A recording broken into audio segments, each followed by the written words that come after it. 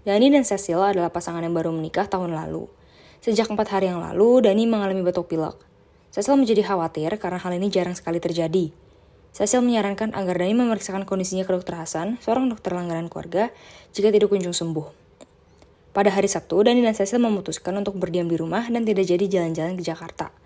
Tiba-tiba Dani mendapatkan informasi yang mengejutkan dari seseorang.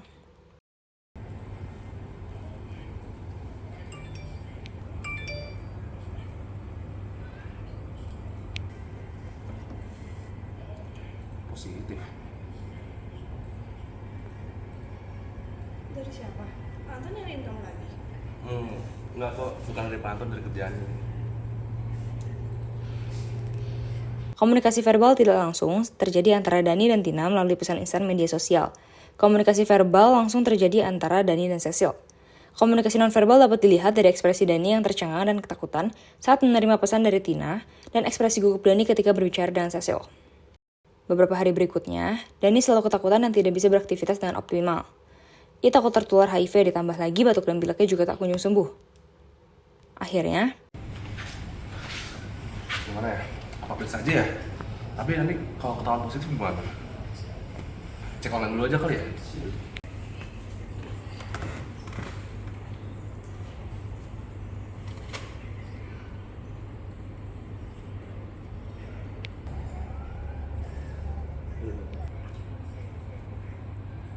Dani melakukan monolog secara verbal saat mempertimbangkan dan memutuskan untuk melakukan konsultasi secara online.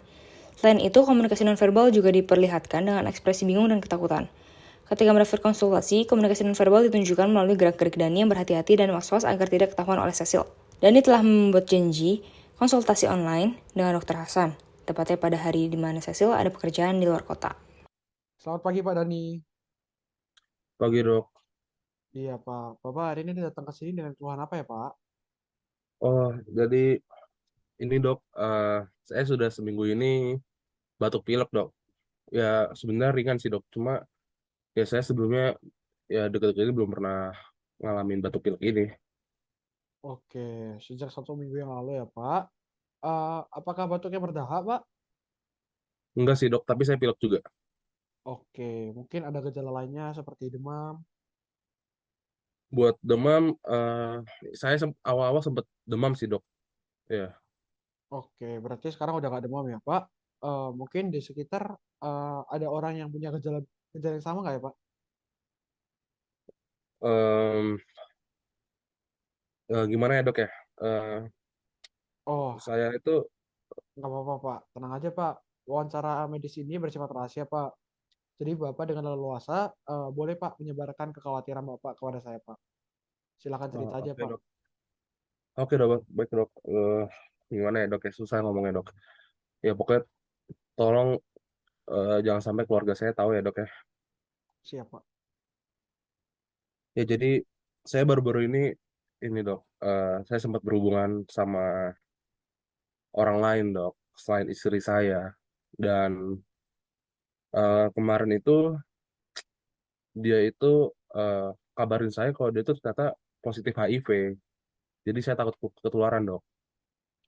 Oke, baik Pak. Saya izin tanya lebih lanjut ya Pak. Mungkin boleh diceritakan Pak, kapan terakhir kali Bapak melakukan hubungan Pak? eh Kayaknya sekitar sebulan yang lalu dok. Baik Pak. Sebetulnya kalau kami lihat dari kondisi Bapak, jika memang Bapak tertular, gejala yang Bapak rasakan ini bisa jadi merupakan tahap awal Pak dari gejala HIV Pak. Tapi kami belum bisa memastikan Pak. Mungkin saran dari saya, sebaiknya Bapak datang ke rumah sakit dan melakukan konsultasi sekaligus pemeriksaan untuk HIV-nya Pak.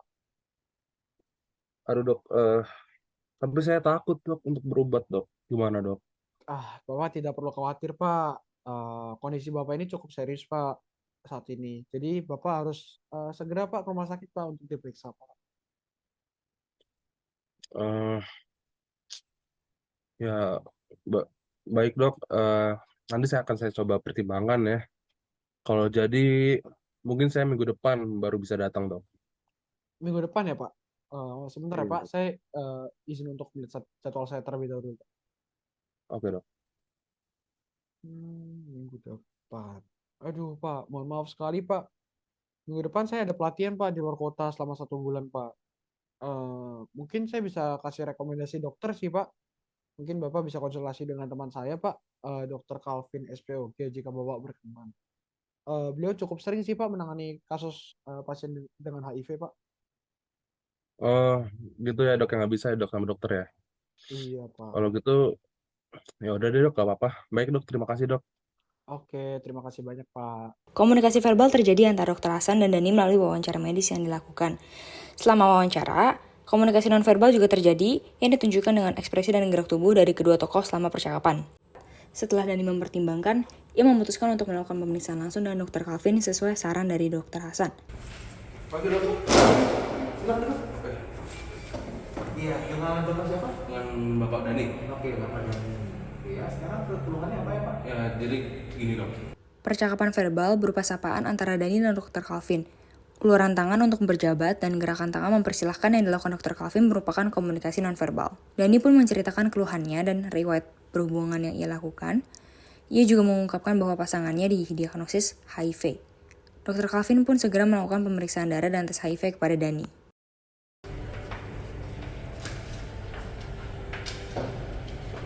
Ini hasilnya ya, Pak? Iya, oke, Pak. Dari hasil pemeriksaannya, ternyata Bapak terkonfirmasi positif HIV. Iya, jadi mungkin saya jelaskan lebih dalam ya soal HIV ini. Ya, jadi sekarang Bapak dalam tahap awal gejala dari HIV, mungkin batuk pilek ini yang berkepanjangan. Nah, kebanyakan orang stigmanya mengatakan kalau HIV ini merupakan penyakit yang mematikan. Nah, sekarang saya kasih tahu kalau sebenarnya virus ini tidak mematikan tapi bisa kita kontrol. Dengan cara apa? Dengan cara pengobatan ARV. Oke, sebelumnya saya boleh tanya lebih lanjut, Pak? Ya. Bapak belakangan ini melakukan hubungan sama istri Bapak tidak? Oh, enggak dok, saya nggak ada hubungan sama istri saya, tapi saya ada sempat hubungan sama orang luar yang ternyata dia positif HIV juga dok. Jadi bagaimana istri saya dok? Oke, jadi saran saya Pak, istri Bapak dibawa ke sini saja, kita periksa untuk HIV-nya apakah positif atau tidak, karena kemungkinan besar istri Bapak ini juga positif ya. Komunikasi verbal antara mereka merupakan percakapan dan edukasi yang dilakukan Dr. Calvin kepada Dani. Komunikasi nonverbal dilakukan melalui gestur tangan yang dilakukan Dr. Calvin saat menjelaskan, serta ekspresi yang dilakukan selama melakukan percakapan. Dani pun memutuskan untuk memberitahu kondisinya kepada Cecil. Cecil yang tahu kondisi itu sangat kecewa dan marah pada Dani dan segera pergi ke rumah di mana ibu dan kakak Dani berada. Namun pada saat masuk ke rumah, Cecil tidak menemukan ibu Dani. Cecil pun menelpon ibu Dani. Saat Cecil dan ibu bertelepon, kakak Dani tiba-tiba muncul. Halo Cecil, ya kamu apa kabar? Ada apa? Ibu di mana? Dani jahat, Bu. Dani sakit. Cecil tenang dulu coba. Ini tuh ada apa? Daninya kenapa? Dani berhubungan sama orang lain, Bu. Sekarang Dani positif HIV. Hah? Dani positif HIV? Sejak kapan?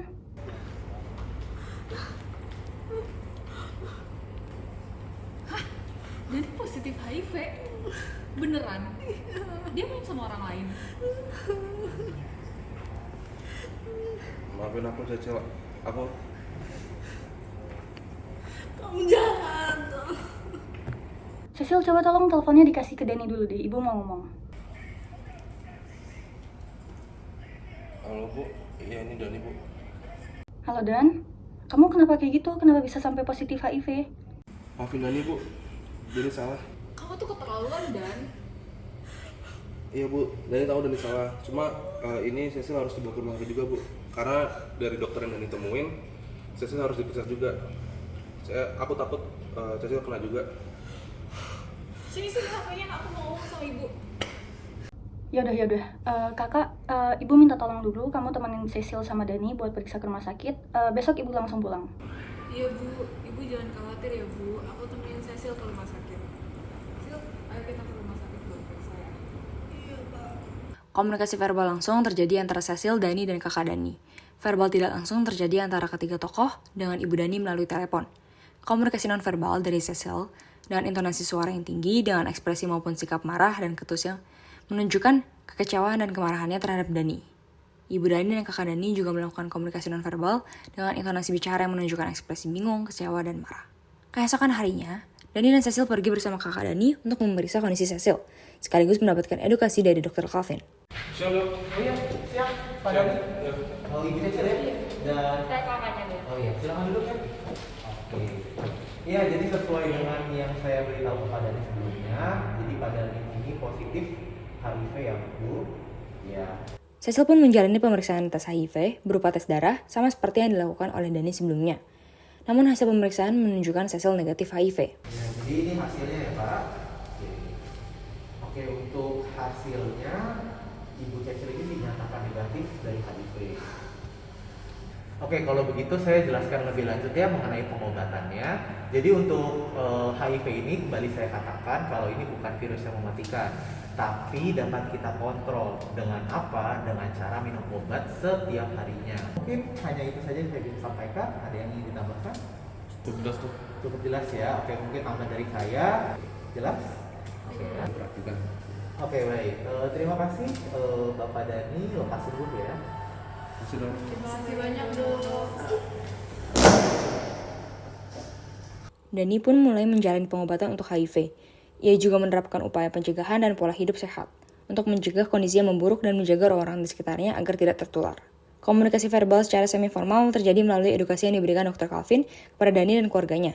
Dalam percakapan, ekspresi lega yang ditunjukkan Dani dan Cecil ketika Cecil dinyatakan negatif HIV serta gestur yang dilakukan Dr. Calvin ketika melakukan edukasi yang menunjukkan profesionalisme merupakan komunikasi nonverbal.